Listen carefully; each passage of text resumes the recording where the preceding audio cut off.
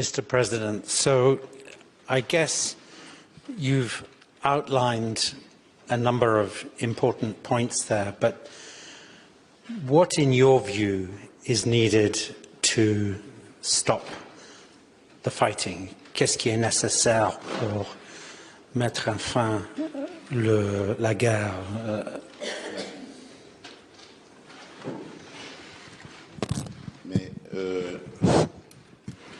Mais c'est simple. Ce qui est nécessaire, c'est de mettre à l'index le véritable responsable. Is to point the finger at the party responsible for this situation, which is well known, is Rwanda.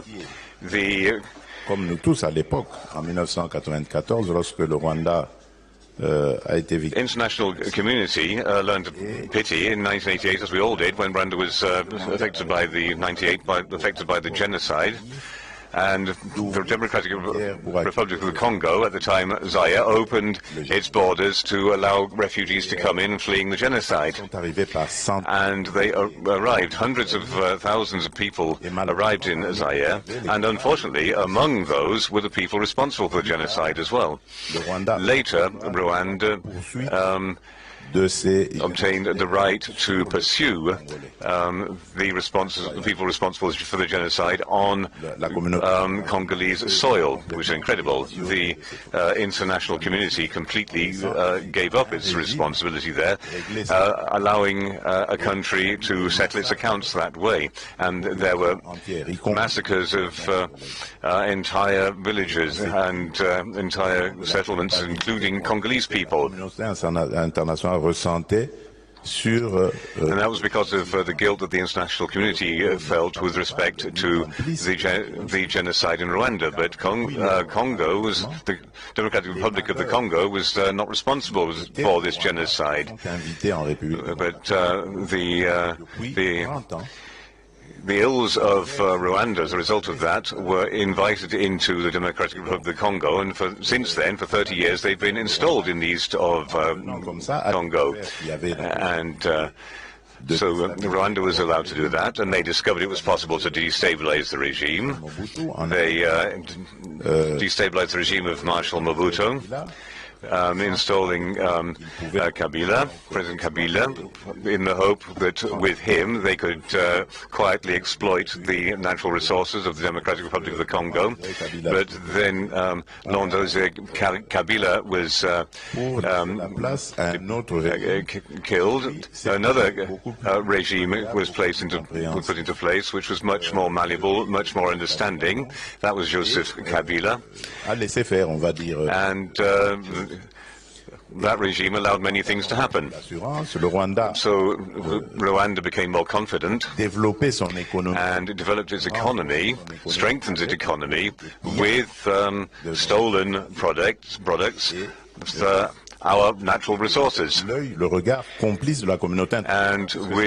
the eye of the international community looking upon that with favor, they then sold these products to big multinational companies and to states. They bought all of this. And that strengthened the position of the Rwandans. And now we're seeing the results of that. And the international community now has to accept its responsibility and deal with this situation at the same time as we do. You evoked a scenario in which the war extends, when there's a regional war, if I understood you correctly. How would you explain that? Well, it's quite simple, really. Rwanda has expansionist ambitions. For some years now, if you listen to what the Rwanda regime is saying, they're saying that a part of the east of the Democratic Republic of the Congo, did in the past belong to Rwanda, to the Kingdom of Rwanda. That's actually not true. And that indicates quite clearly their intentions. In Masisi, there's a mine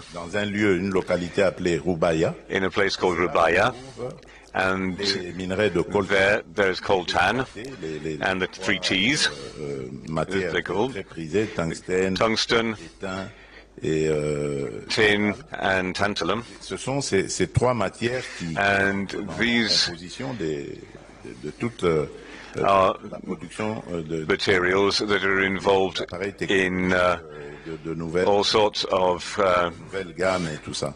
Et donc, products, the new technologies. So these are very valuable metals, ce conflit du sang. and they are feeding this conflict and leading to the shedding of blood. To pillage those resources, the Rwandans have to create permanent instability, so the state has no authority in that region. They promote a kind of ethnic cleansing by provoking massacres, spreading terror, and